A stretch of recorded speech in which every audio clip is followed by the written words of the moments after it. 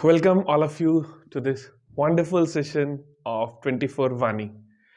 And this today's wonderful session we are going to cover about cell, the unit of life.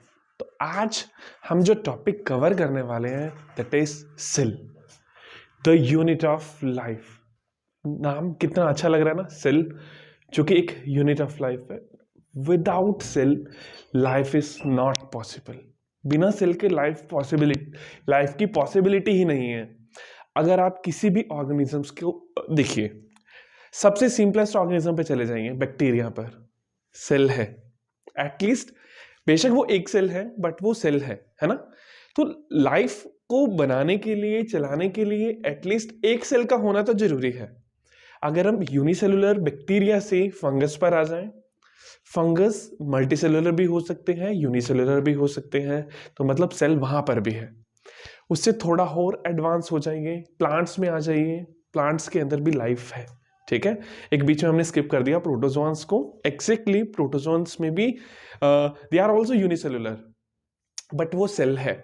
तो मेरे कहने का मतलब ये है कि without cell life is not possible. बेशक वो एक यूनिसेलुलर ऑर्गेनिज्म हो या फिर वो एक मल्टीसेलुलर ऑर्गेनिज्म हो, life without cell not possible. I think this is clear. ठीक है, तो आज हमने इसी के ऊपर पूरा फोकस रखना है, सेल के ऊपर पूरा का पूरा फोकस रखना है. तो हम सेल को बोल सकते हैं कि सेल क्या है, एक फंडामेंटल यूनिट ऑफ लाइफ है. Fundamental unit of life. ठीक है,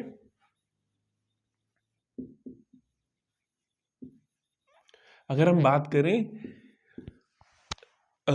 लाइफ की without cell, that is not possible. ठीक है, जैसे कि अगर आपने सुना हो वायरसेस के बारे में सुना होगा कि viruses are they are neither living nor non living. वो बिल्कुल बीच वाली कैटेगरी में है, जहां पर ना वो लिविंग है ना वो नॉन लिविंग. अगर वो सेल के अंदर एंटर कर जाते हैं तो वो लिविंग है, सेल के बाहर है तो नॉन लिविंग है. वो एक एक्सेप्शनल सा केस है हमारे पास. ठीक है, ठीक है. सेल किसी भी ऑर्गेनिज्म का स्ट्रक्चर बनाने में रोल प्ले करते हैं, इसीलिए हम उनको स्ट्रक्चरल यूनिट बोलते हैं. क्या बोलते हैं? Structural unit. सभी फंक्शन सेल अपने लेवल से परफॉर्म करना स्टार्ट करता है, इसीलिए हम इसको फंक्शनल यूनिट बोलते हैं. क्या बोलते हैं? फंक्शनल यूनिट बोलते हैं. ठीक है, देखिए अगर मैं यहां पर एक ऑर्गेनिज्म बनाऊं, देखिए छोटा सा मैं बना देता हूं. ऐसे ऐसा होगा तो नहीं, बट ये एक ऑर्गेनिज्म सेल से मिलके बना हुआ है. ये इसके सेल्स है ना. बेशक तरीका थोड़ा सा सही नहीं है, बट है तो सेल से मिलके बना हुआ ना. तो इसीलिए ये क्या है, हमारी स्ट्रक्चरल यूनिट है. और हर एक सेल अपना एक फंक्शन परफॉर्म कर रहा है, जिसकी वजह से ये ऑर्गेनिज्म अपना रोल प्ले कर पा रहा है. ठीक है, इसी वजह से ये फंक्शनल यूनिट, सेल हमारी यूनिट की फंक्शनल यूनिट भी है. अगर हम पुराने टाइम में मूव करें, हम चलें 16 के अंदर,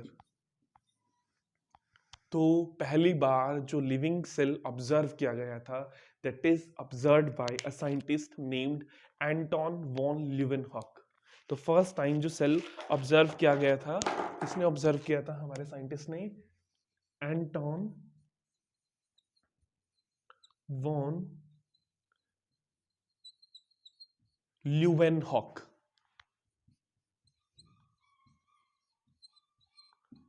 एंटन वॉन ल्यूवेनहॉक ऐसे साइंटिस्ट है जिन्होंने फर्स्ट टाइम लिविंग सेल को ऑब्जर्व किया था. ठीक है, और इन्होंने पॉन्ड वाटर से कुछ सेल्स को देखा था निकालकर. पॉन्ड वाटर से कुछ सेल्स को बाहर निकाल के देखा था. ठीक है, तो फर्स्ट लिविंग सेल अगर आपसे पूछें तो किन्होंने ऑब्जर्व किया था? एंटोन वॉन ल्यूवेनहॉक ने डिस्कवर किया था. अगर हम बात करें इनसे भी पहले की, बिकॉज अगर मैं आपको बात बताऊं तो साइंटिस्ट नेम रॉबर्ट हुक. ठीक है, साइंटिस्ट का नाम क्या है? Robert Hooke. ये हमारे साइंटिस्ट थे जिन्होंने फर्स्ट टाइम सेल को देखा था. तो रॉबर्ट हुक तो वो फर्स्ट साइंटिस्ट थे जिन्होंने observed cell first. Cell first, but इन्होंने जिस सेल को ऑब्जर्व किया था that is not living cell, वो एक डेड सेल था. कौन सा सेल था? डेड सेल था. और उन्होंने कॉर्क की सेल को ऑब्जर्व किया था. जो ट्रीज के ऊपर कॉर्क होता है ना, ठीक है, बॉटल कॉर्क, शायद आपने सुना हो, बॉटल के ऊपर कॉर्क लगा होता है. वो एक्चुअल में वुड वाला कॉर्क ही होता है, ठीक है, ट्री वाला कॉर्क ही होता है. तो वो जो कॉर्क था उसको फर्स्ट टाइम इन्होंने ऑब्जर्व किया था. और इन्होंने ना एक टर्म दी थी जिस टर्म को कहा जाता है सेलुला. क्या कहा जाता है? सेलुला. What is सेलुला? सेलुला, हम ये बात बोल सकते हैं कि जो सेलुलर टर्म है हमारी, ठीक है, ये एक ऐसी टर्म है जो डिनोट करती है जो मोंक होते हैं. Monk, I think you all know, monk साधु संत जो, ठीक है, उनके जो होम्स थे ना उस टाइम पर, स्पेशली जो बुद्धिस्ट मोंक थे, उनके जो होम थे, they are somehow like this shape, ठीक है. और एग्जैक्टली जब रॉबर्ट हुक ने कॉर्क के सेल को ऑब्जर्व किया तो उन्होंने भी ऐसी शेप को ऑब्जर्व किया. इसी वजह से उन्होंने उसको सेलुला कहा. इसी वजह से उन्होंने उसको क्या टर्म दी? सेलुला. ठीक है, ये एक डेड सेल था. यू हैव टू रिमेंबर कि फर्स्ट टाइम रॉबर्ट हुक ने ऑब्जर्व किया था सेल को और उन्होंने एक डेड सेल को देखा था और उन्होंने उसे सेलुला कहा था. और फर्स्ट टाइम एंटन वॉन ल्यूवेनहॉक ने लिविंग सेल को देखा था. एंटन ल्यूवेनहॉक ने किसको देखा था? लिविंग सेल को देखा था. ये बात थी 16s की, ठीक है. उसके बाद में हम बात करेंगे 18s की बात करेंगे, ठीक है. यहां तक कोई डाउट नहीं होगा, ठीक है. आगे मूव करते हैं, हम 18s की बात करते हैं. आई थिंक आप सबने नोट तो कर लिया होगा, है ना.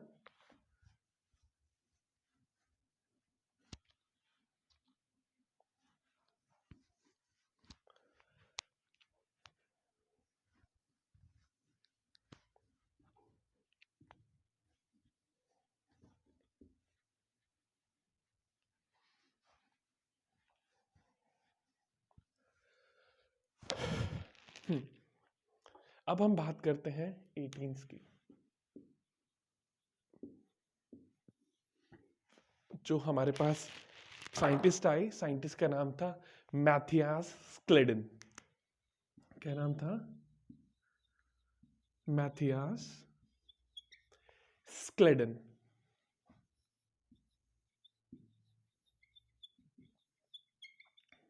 जो कि एक बॉटनिस्ट थे.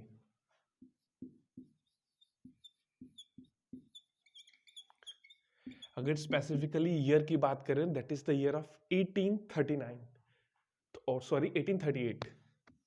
1838 की बात थी. इन साइंटिस्ट ने क्या कहा कि इन्होंने प्लांट, बॉटनिस्ट है तो ऑब्वियसली बात है प्लांट को स्टडी करेंगे. और जब ये प्लांट को स्टडी कर रहे हैं, जस्ट वेट, जब ये प्लांट को स्टडी कर रहे हैं तब होगा क्या कि इन्होंने ऑब्जर्व किया कि जितने भी प्लांट है सभी के सभी सेल से मिलके बने हुए हैं. मैथियास स्क्लेडन ने, बॉटनिस्ट थे जो प्लांट्स पे काम करने वाले साइंटिस्ट थे, और उन्होंने ये बताया कि जितने भी प्लांट्स हैं सभी के सभी सेल से मिलके बने हुए हैं. तो इनका पोस्टुलेट ये था कि all plants are made up of sales.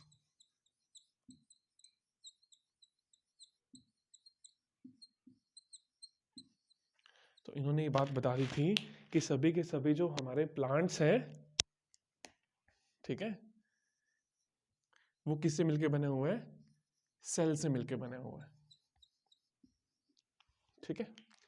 इसके बाद में हमारे पास 1839 में एक और साइंटिस्ट थे जिनका नाम था थियोडोर स्क्वान. क्या नाम था? Theodore Schwann. In the year 1839 उन्होंने क्या, ये जो थियोडोर स्क्वान थे ये एनिमल्स पर वर्क करते थे. ये जोलॉजिस्ट थे. अब ये इन्होंने ये बताया कि जितने भी एनिमल सेल्स हैं सभी के सभी किससे बने हुए हैं हमारे पास, सेल से मिलकर बना हुआ है, ठीक है। तो इन्होंने बताया कि all animals are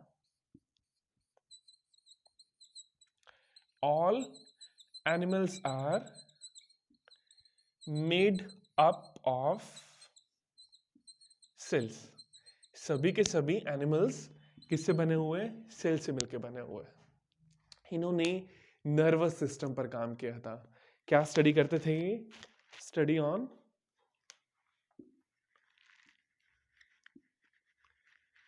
on nervous system, ठीक है। ये नर्वस सिस्टम पे काम करते थे। इन्होंने ही सेल मेम्ब्रेन के बारे में बताया था। क्या बताया था कि जितने भी सेल्स हैं they have their envelope, they have their membrane, we call this as plasma membrane. Introduced cell membrane. इन्होंने किसके बारे में बताया था, सेल मेम्ब्रेन के बारे में बताया था कि सभी लिविंग सेल्स के बाहर एक मेम्ब्रेन होती है जो उनकी बाउंड्री बना रही है, and that is called the cell membrane. इन्होंने इसके बारे में बताया।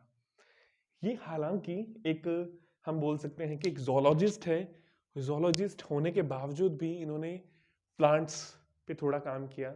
और जो प्लांट्स में सेल वॉल प्रेजेंट है, ठीक है, कि प्लांट्स में एक स्पेशल स्ट्रक्चर प्रेजेंट है that is the cell wall, वो किसने बताया, थियोडोर स्क्वान ने, जो कि एक जोलॉजिस्ट थे।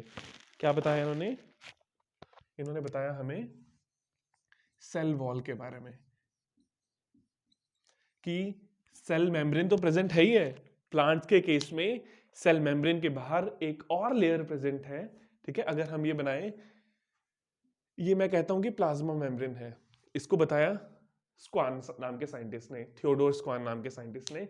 इन्होंने बताया कि इसके बाहर एक और स्ट्रक्चर प्रेजेंट है जिसका नाम है सेल वॉल। क्या नाम है, सेल वॉल। किसने बताया, थियोडोर स्क्वान ने बताया, ठीक है। बट इन दोनों ने कुछ एक बात मिसिंग थी, दे डोंट नो कि सेल आया कहां से, ठीक है। इस सेल की फॉर्मेशन एक्चुअल में हुई कैसे, दे डोंट नो। तो हमारे पास एक नए साइंटिस्ट आए जिनका नाम है 1855 में आए और जिनका नाम है रुडोल्फ विर्चो, ठीक है। तो 1855 में हमारे पास एक और साइंटिस्ट आए,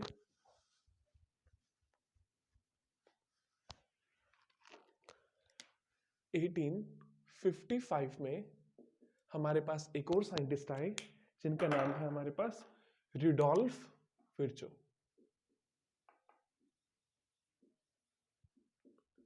रुडोल्फ विर्चो।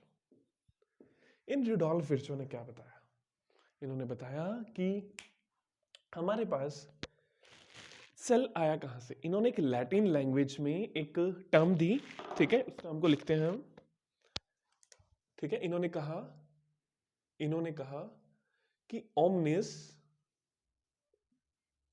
ओमनिस सेलुला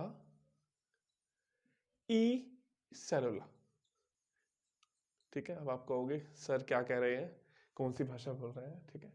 इसका मतलब था all cells arise from pre existing cell, कि अगर किसी सेल का जन्म हुआ है तो उस सेल का जन्म कैसे हुआ है, एक प्री एग्जिस्टिंग सेल की वजह से, कि जो सेल पहले से एग्जिस्ट कर रहा है उसी ने नए सेल को जन्म दिया है। सेल्स अराइज फ्रॉम, इसका मतलब है all cells arise from pre existing cells. कौन से सेल से, प्री एग्जिस्टिंग सेल से। तो जो हमारे पास थियोडोर स्क्वान और मैथिलिस स्क्लेडन एंड स्क्वान ने जो नहीं बताया था वो रुडोल्फ विर्चो ने बता दिया कि जो सेल है एक ऑलरेडी एग्जिस्टिंग सेल से आ रहा है। अगर कोई पूछे ये सेल कहाँ से आया जी, तो हम क्या कहेंगे, ये सेल पहले कोई सेल था उसने नहीं इसकी फॉर्मेशन की। ये सेल कहाँ से आया, तो इसने इसकी फॉर्मेशन की। और अब आप सोचोगे कि मुर्गी आई अंडा आया, मतलब ये सेल कहाँ से आया होगा, ये सेल भी किसी और सेल से आया होगा। फिर किसी के माइंड में क्वेश्चन आएगा कि फर्स्ट टाइम सेल बना कैसे? आया तो आया, लेकिन ये सेल बना कैसे होगा? मैन्युफैक्चर तो हुआ होगा ना कभी ना कभी, एटलीस्ट कभी तो कभी ना कभी। तो इस बात का आंसर आपको इवोल्यूशन में मिलेगा। ठीक है, हम इवोल्यूशन में पढ़ेंगे कि ये सेल एक्चुअली में बना कैसे। इनिशियली कभी तो बना होगा ना, माना कि ये सेल किसी सेल से बना होगा, वो सेल भी तो कभी ना कभी बना होगा, तो वो बना कैसे? थ्योरी ऑफ बायोजेनेसिस हम पढ़ेंगे इवोल्यूशन के अंदर। ठीक है, आई थिंक ये सब बातें क्लियर है। अब इनकी जो टर्म्स है एक्चुअल के अंदर जो इन्होंने दी, ठीक है, इन इन स्टेटमेंट्स को we know by the name of cell theory. हम किस नाम से जानते हैं इसको? सेल थ्योरी के नाम से जानते हैं। सेल थ्योरी किसने दी? हमारे दो साइंटिस्ट ने दी, जिनका नाम Schleiden and Schwann. So cell theory given by Schleiden and Schwann. Cell theory हमारी किसने दी? स्क्लेडन ने, मैथियस स्क्लेडन नाम के साइंटिस्ट ने दी और थियोडोर स्क्वान नाम के साइंटिस्ट ने दी। इन्होंने क्या कहा? इन्होंने कहा कि all living organisms are made up of cell. Obvious सी बात है, ये कह रहा है सारे एनिमल सेल से मिलके बने हैं, ये कह रहा है सारे प्लांट सेल से मिलके बने हैं, तो इंक्लूड हो गए ना सभी। तो हम ये बोल सकते हैं कि all living organisms are made up of cells. सभी ऑर्गेनिजम्स सेल से मिलके बने हुए हैं। And all cells arise from the pre existing cell. और सभी के सभी सेल्स कहां से बनते हैं? एक प्री एग्जिस्टिंग सेल से बनते हैं। आई थिंक यहां तक की बातें आप सबको क्लियर है। अब अगर हम बात करें सेल की, सेल के स्ट्रक्चर की बात करें, तो हमें सेल का स्ट्रक्चर कैसा नजर आएगा? मूव करते हैं उस कॉन्सेप्ट पे। यहां तक नोट करना चाहते हैं तो आप सब कर सकते हैं। Have a note of it. ठीक है,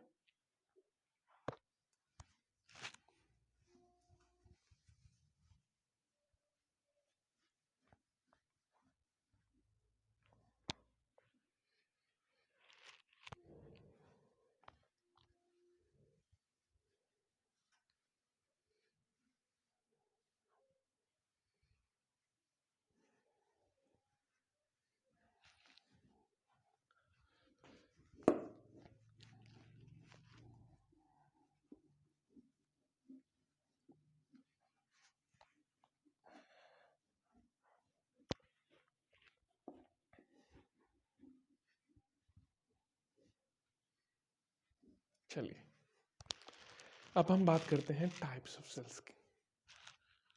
ठीक है,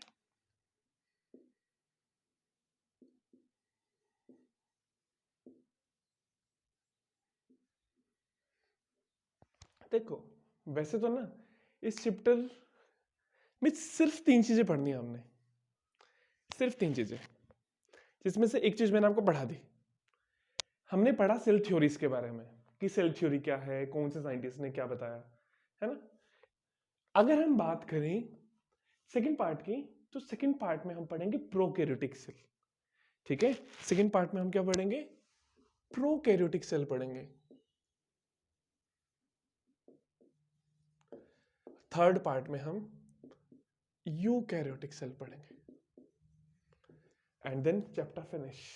बस बस ऐसा नहीं है कि बस प्रोकैरियोटिक सेल थोड़ा सा बताऊंगा और खत्म। We have to go in detail, हम डिटेल में पढ़ेंगे। तो अगर हम टाइप्स ऑफ सेल्स की बात करें, तो हमारी बॉडी में नहीं, जो लिविंग ऑर्गेनिजम्स हैं वो 2 टाइप के सेल से मिलकर बने होते हैं। वो हमारे पास प्रोकैरियोटिक सेल हो सकते हैं,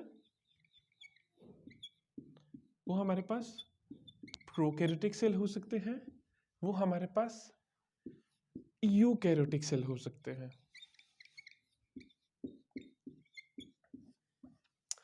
व्हाट डज इट मीन? ये क्या है प्रोकैरियोटिक और क्या है ये यूकैरियोटिक? प्रो का मतलब होता है बिफोर, प्रो का मतलब होता है बिफोर। और जो ये कैरियोटिक टर्म है ना, ये जो कैरियोटिक टर्म है, ये कैरियोटिक टर्म आई है हमारे पास एक टर्म से जिसका मतलब है कैरी ऑन। क्या मतलब है हमारे पास इसका? Carry on. बिफोर मतलब पहले, कैरी ऑन मतलब न्यूक्लियस। अब देखो पहले न्यूक्लियस कैसा था, बिफोर मतलब पहले, न्यूक्लियस तो न्यूक्लियस ही है, पहले न्यूक्लियस कैसा था, पहले न्यूक्लियस था प्रिमिटिव, प्रिमिटिव मतलब पुराना, तो कैसा था न्यूक्लियस, पुराना न्यूक्लियस था। It is, we can say that before nucleus कैसा था, प्रिमिटिव। लेकिन अब न्यूक्लियस कैसा है, अब न्यूक्लियस एडवांस है, अब न्यूक्लियस कैसा है, एडवांस है। तो जो यू टर्म है ना, EU, दिस मीन्स आफ्टर, इसका मतलब क्या है, आफ्टर, बाद में। और बाद में चीजें कैसी हो गई, बाद में चीजें हो गई एडवांस। अब देख सकते हैं ना, अब पहले फोन कैसे आते थे, है ना, पहले फोन कैसे आते थे, आप सबको पता है कैसे आते थे। और अब फोन कैसे आते हैं, अब फोन एडवांस आते हैं, है ना। तो वैसे ही प्रोकैरियोटिक सेल का जो न्यूक्लियस था वो पहले प्रिमिटिव था, अब कैसा हो गया, वो एडवांस हो गया, प्रिमिटिव एडवांस। और कैरियोटिक टर्म, अब ये तो सबको याद हो ही जाना चाहिए कि karyotic term is derived from a term karyon, इसको हम कैरियन से लेकर आए हैं। और कैरियन का मतलब क्या है हमारे पास, न्यूक्लियस।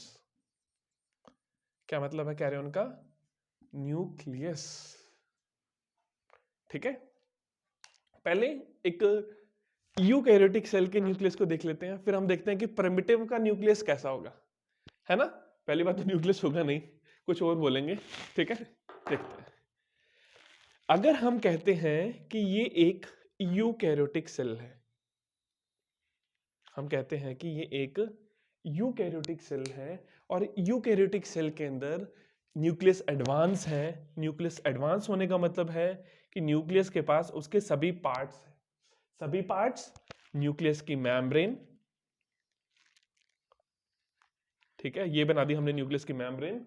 न्यूक्लियस की मेम्ब्रेन के अंदर यहां पर हमें हमें साइटोप्लाज्म ऑफ द न्यूक्लियस, मतलब कि न्यूक्लियस का, जैसे सेल में साइटोप्लाज्म ना, वैसे न्यूक्लियस में भी कुछ जेली लाइक मटेरियल है, ठीक है, बट वो साइटोप्लाज्म नहीं है, उसको हम बोलते हैं nucleoplasm. It is cytoplasm of the nucleus, okay. ठीक है, साइटोप्लाज्म मत टर्म यूज करना वैसे समझाने के लिए, ठीक है। क्या बोलेंगे हम इसको, न्यूक्लियोप्लाज्म।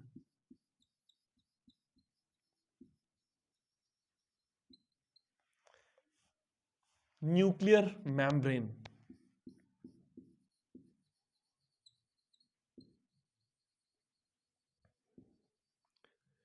न्यूक्लियर मेम्ब्रेन, न्यूक्लियोप्लाज्म, इसके अंदर एक dense body, and dense body is called the nucleolus. What we call it nucleolus.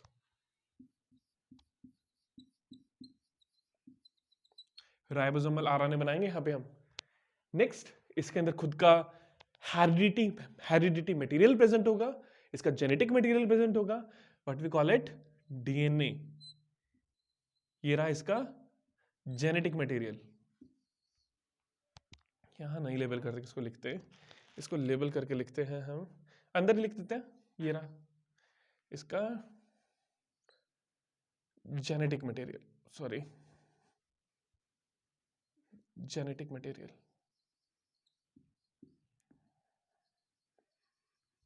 हालांकि बात ऐसी नहीं है कि जो हमारे यूकैरियोटिक सेल होंगे उनके न्यूक्लियस में और इनके न्यूक्लियस में ही फर्क होगा, सिर्फ फर्क और भी बहुत है। मैंने आपको सिर्फ नाम में जो फर्क दिखाई दे रहा है अभी उससे इंट्रोड्यूस करवाया है, अभी हम और भी डिफरेंसेस पढ़ेंगे, और भी डिफरेंसेस है, लेकिन अभी जो मैंने आपको इंट्रोड्यूस करवाया है ना, वो सिर्फ इनके नाम का डिफरेंस है। यहां तक की बात क्लियर है। अब चलें यहां पर, ठीक है। देखिए यहां पे जो जेनेटिक मटेरियल बनाया ना मैंने, you can see it like straight linear, इसका जो जेनेटिक मटेरियल है वो कैसा है, लीनियर है, इसलिए मैंने उसको लीनियर ड्रॉ किया है। मैं उसको और किसी तरीके से भी अभी ड्रॉ करके दिखा सकता था, लेकिन फर्स्ट टाइम ही विजन क्लियर हो जाए कि जो यूकैरियोट्स में जेनेटिक मटेरियल होता है दैट इज लीनियर। ये रहा हमारे पास हमारा प्रोकैरियोटिक सेल, बना दें। ये रहा प्रोकैरियोटिक सेल। प्रोकैरियोटिक सेल में प्रिमिटिव फीचर्स हैं, प्रिमिटिव फीचर्स हैं, बनाए प्रिमिटिव फीचर्स। ये रहा प्रोकैरियोट का जेनेटिक मटेरियल, प्रोकैरियोट का जेनेटिक मटेरियल डायरेक्टली साइटोप्लाज्म में प्रेजेंट है, ना कोई न्यूक्लियर वॉल है, ना कोई न्यूक्लियोप्लाज्म है, ना कोई न्यूक्लियोलस है। The genetic material is directly present in the cytoplasm, directly cell के अंदर प्रेजेंट है, कोई वॉल्व नहीं प्रेजेंट। और ऐसे जेनेटिक मटेरियल को हम कहते हैं न्यूक्लियोइड। क्या कहते हैं? न्यूक्लियोइड। ये बना दिया हमने न्यूक्लियोइड। कहां पर प्रेजेंट है? डायरेक्टली साइटोप्लाज्म के अंदर ही प्रेजेंट है। आई थिंक दिस इज क्लियर कि साइटोप्लाज्म में डायरेक्टली प्रेजेंट है।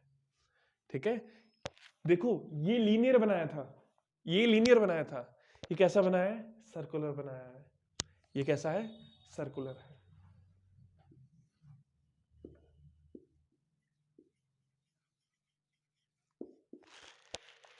जो ये क्रोमोसोमल डीएनए बनाया ना मैंने, न्यूक्लियोइड बनाया प्लाज्मिड का, सॉरी प्रोकैरियोट्स का, ये हमेशा एक ही होगा। ठीक है, जो ये क्रोमोसोमल डीएनए होता है ये हमेशा एक ही होता है, वन, बट दे वेरी, ये अलग अलग नंबर में होते हैं। हमारी बॉडी में 46 है ना, उसी तरीके से अलग अलग ऑर्गेनिज्म में अलग अलग होते हैं, किसी में 6 है, 10 है, 12 है ना। ये सब में मोर देन वन, यहां पे हम लिख सकते हैं मोर देन वन।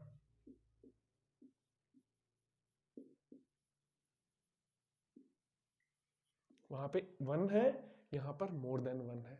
ये हमारे पास हो गया प्रोकैरियोट और यूकैरियोट के नाम का फर्क। अब कुछ थोड़े से और डिफरेंसेस देख लेते हैं, फिर हम प्रॉपरली प्रोकैरियोटिक सेल के स्ट्रक्चर को आज पढ़ेंगे। ठीक है, और स्ट्रक्चर्स की अगर हम बात करें, साइज की बात करते हैं सबसे पहले।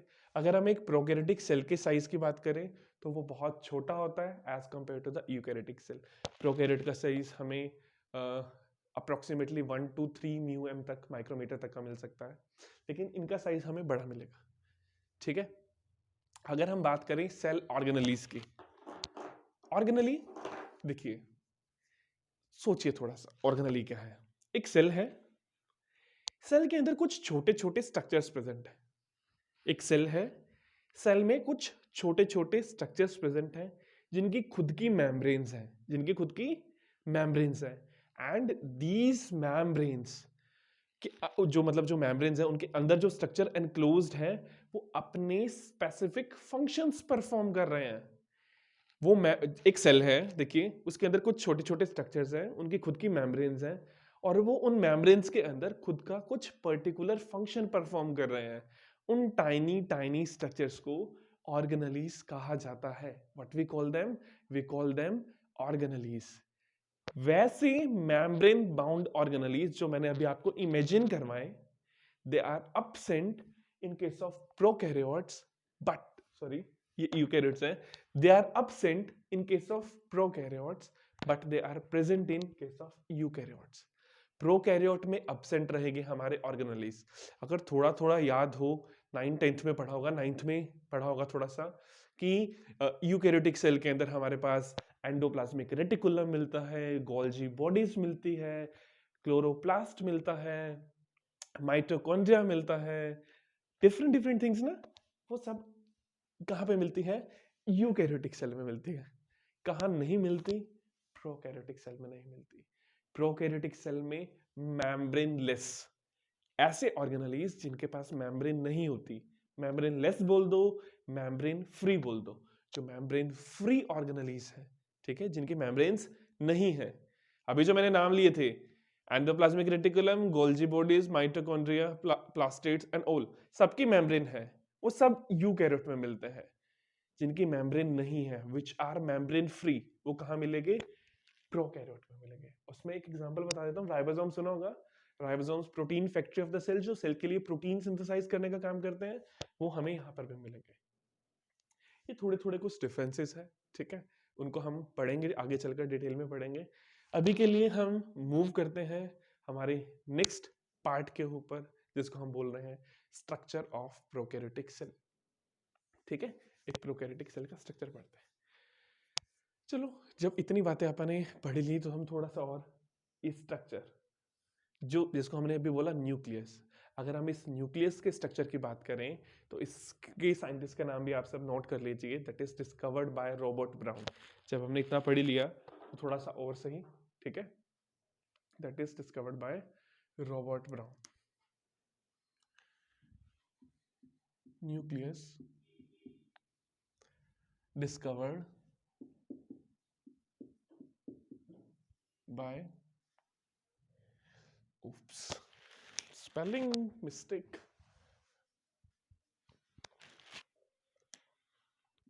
डिस्कवर्ड बाय, साइंटिस्ट का नाम क्या है, रॉबर्ट ब्राउन।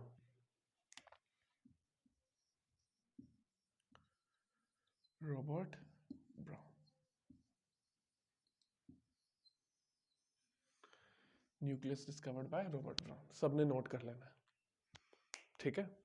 अब हम सेल के साइजेस की बात करते हैं कि अगर हम अर्थ पर मिलने वाले सबसे छोटे सेल की बात करें, सबसे छोटे सेल की बात करें तो वो होता है हमारा माइकोप्लाज्मा। क्या होता है हमारे पास, माइकोप्लाज्मा, सबसे छोटा सेल है। अगर हम इसके साइज की बात करें तो ये 0.3 माइक्रोमीटर का होता है, 0.3 माइक्रोमीटर का होता है, which is the smallest cell.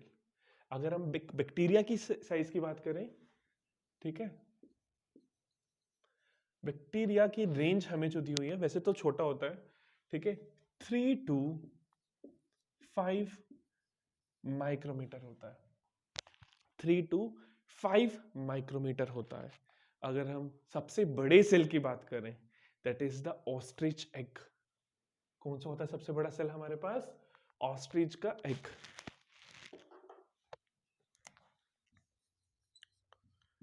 Ostrich egg जिसका circumference I think that is 45 centimetre का होता है। एक ऑस्ट्रिच के एग का circumference I think you all know that is 45 centimetre का होता है। एक आरबीसी की अगर बात करें, ह्यूमंस की बॉडी में रेड ब्लड सेल्स मिलते हैं, एक रेड ब्लड सेल की बात करें, मैं दूर दूर लिख रहा हूं but you have to note it down, ठीक है, दैट इज 7 माइक्रोमीटर। ह्यूमन की बॉडी का एक आरबीसी 7 माइक्रोमीटर का होता है। हमारी बॉडी के अंदर जो नर्व सेल्स मिलते हैं वो एक एक 1 मीटर तक के बड़े हो सकते हैं, 1 मीटर तक के लॉन्ग हो सकते हैं। बड़े ना कहकर मैं उसको लॉन्ग कहूंगा, ठीक है, क्योंकि उनकी लेंथ बहुत है, 1 मीटर तक के हो सकते हैं। तो हमने different different types of cell की डायमेंशंस देखे। माइकोप्लाज्मा, ठीक है, माइकोप्लाज्मा स्मॉलेस्ट सेल है, 0.3 म्यू एम है।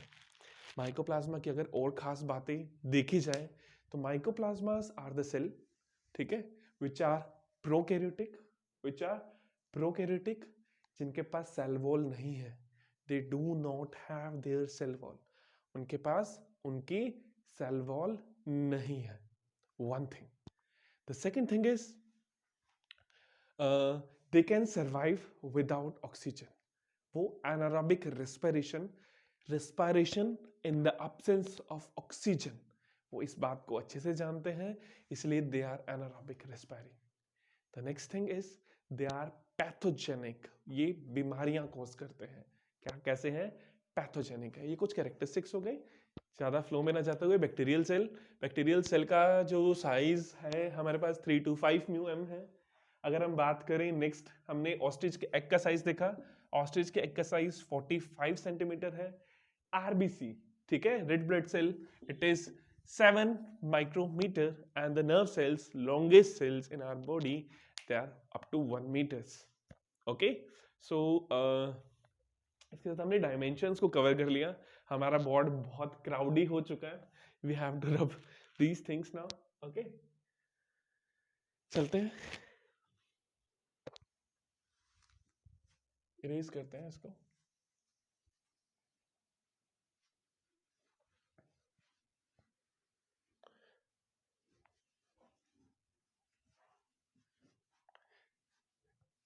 चलिए ठीक है, नेक्स्ट सेशन में मिलते हैं, ठीक है। इसी के साथ हम नेक्स्ट सेशन में मिलते हैं, और नेक्स्ट सेशन के अंदर हम प्रोकैरियोटिक सेल का स्ट्रक्चर पढ़ते हैं, ठीक है। सो अभी के लिए गुड बाय टाटा, फटाफट से मिलते हैं हम प्रोकैरियोटिक सेल के स्ट्रक्चर के साथ। Okay, bye bye.